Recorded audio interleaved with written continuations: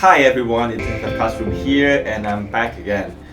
So I haven't released a video in like half a year. I didn't mean to quit YouTube, but lately so much things has happened, so I didn't really have the time. And I can't believe it's already a year since I came back from the States. There has been a lot of stress and a lot of growth in the last year. We moved into a new studio I have yet to show you guys. Hired our first full-time employee. Actually 2 colleagues now and also 3 part-time colleagues. Made our first $100K US. And for me, I learned to be a sales, digital marketer, software engineer. There's just a lot of learning happening this year. And from now on, I'll be speaking English in most of my next videos. So 唔好意思啦，咁多位香港觀眾 hopefully you will stay with me. So I know most of you guys watched my DSE videos, which is like 3 or 4 years ago. Right at that time, I was super passionate about YouTube. Whenever I see someone like who's young and had like 100K subscribers, I would be really jealous. Oh wow, he's famous, he can do whatever he wants.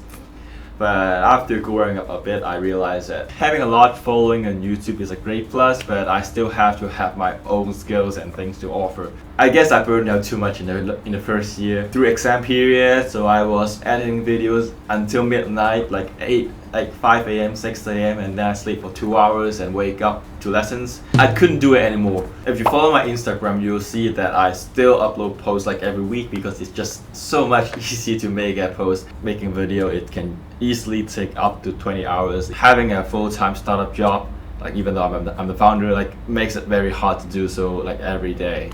And one more reason that I couldn't make that much videos is that I moved out of the university hostel, so I didn't really have a convenient place to make videos. My home is not big. You'll see all my rubbish in the background. But it's just not like I wake up and there's already a space for me to make videos. In the past year, I've been always working on my startup. A lot of stress. Sometimes I do compare to the others. Like some people may scale their startup like super fast and build $1 million company when they're like in their early 20s. But when it comes to me, it just doesn't come very naturally. I'm pretty happy with the pacing. I can learn slowly. I understand that I need some experience in sales and building product. That's probably what I'll be focusing next year, is to build Flowclass to be a platform for educators to build their courses. As you can see, we moved into a new studio, got some new awards. Got this one 2 weeks ago, which is Asia Smart Lab Award. Pretty happy that we got to meet people from so many different Asian countries, which, to be honest, in the first 2 months, I thought of quitting and just finding a job. I was finding jobs everywhere. Like I even asked other startup friends whether they have openings so I can work there because Flowclass wasn't making me any money and I'm graduating. I can't do no paid jobs whatever. So I thought of like quitting. Right around August last year, I was thinking whether I should go teach coding. I actually set up a whole curriculum of teaching Roblox, but nobody signed up. $300 US of marketing. So I realized that that's not gonna work. I was super stressed. And then I decided to do my last resort of working on a digital marketing agency. We built a new brand called Flow Digital that's focused on building websites and search engine optimization. That's basically helping companies do their branding. And it somehow worked, started growing our revenue, and now we have like around 50 clients that come from all parts of the world, including the UK, Canada, and of course Hong Kong. At first I was super struggling because like I have never been a sales before. It seems like it's very hard for me to ask people to pay because I didn't have the experience of selling. But after around like 2 or 3 months, I got over the barrier and I'm more comfortable to like offer a price and asking people to pay. The marketing agency is keep on running and the revenue is increasing like 20-30% every month. But in the last half year, we've also go back to our roots, which is building products. So right before, we had a note sharing platform, then tutor matching app, which didn't really make any money. But I got a little bit of experience on how to build a tech product, build an app and actually operate it. And we hired our full-time engineers to work on the product using our own money instead of funding. We have to rely on we don't have any more funding. So that's why we have to do a digital marketing agency to earn any money to pay our engineers and build product. Kind of like Shopify, but we're very tailored for courses. Classes can be easily chosen by the students and they can pay online. Integrate some marketing tools like free trial lessons and coupon codes so you can market your courses better. So that's what we're doing right now. We're planning to launch on around late July, we basically private launched our first version, which got some international traction. I'm really thankful for some like US customers who paid for our platform, even though we're in a very early stage. In the past month, we've been also experimenting with OpenAI, so educators can create their course landing page in under a minute.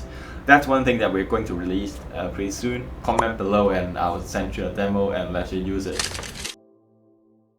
And also in the last 3 to 4 months, I've been doing a lot of sales. I've been going out everywhere in Hong Kong, meeting new clients. At first, we are mostly working with like very small like SMEs, but right now we're working with real estate agencies and kindergartens, and I have to make sure that they get the results. So I have to work with my team very closely.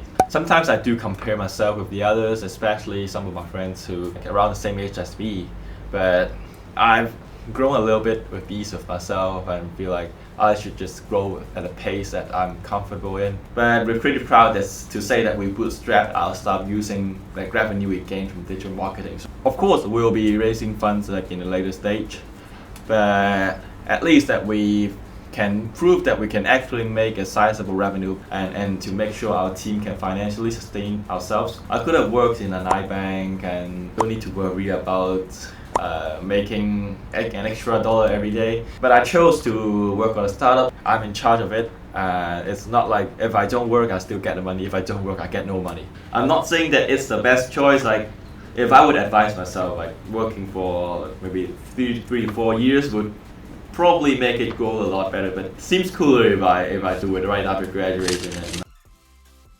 And to be honest, like graduating from university is a whole new different experience. Like when you're in university, like you have the freedom to do whatever you want.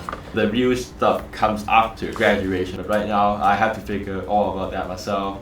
After I graduated, I realized like how important like having a stable financial income is. And my family is far from wealthy. You know, if I had to rely on my parents after graduation, I'm really ashamed. Failure. At least in Asian context. Basically, most of my friends are working in a company like in many industries, some in investment banks, some in consulting, some in tech firm, and some are happy, some are very stressed. Everyone has their own problems. After the last year, the startup has been like settling down a bit, so I get more free time and less stress, so I can go back to one of my favorite habits, which is to make videos. And for the future, I would love to restart my YouTube. I feel like my positioning on YouTube, I don't want to be a random guy with like no skills and no knowledge. I want to make sure that like when I make a video, I have some interesting experiences to share or like interesting skills that you can learn. And also, I've just recently opened a Twitter account, so if you want to follow that and see my journey in startup and tech, and let me know what kind of videos you want to watch. And also my friends from CBS and UNC, if you're watching this video, I'm very happy to have met you guys, like to let me know that you watched this video. For those in Hong Kong, 都多謝大家一直都咁支持我啦。即係有時我喺 IG 出啲 post， 大家都要應下我。Thank you for staying with me. I will keep to do short updates about the current state of me, the people around me, my startup, and everything that I have been encountered. So see you guys in the next video. Be sure to like and subscribe, and also comment any thoughts. So that's all. See you later. Goodbye.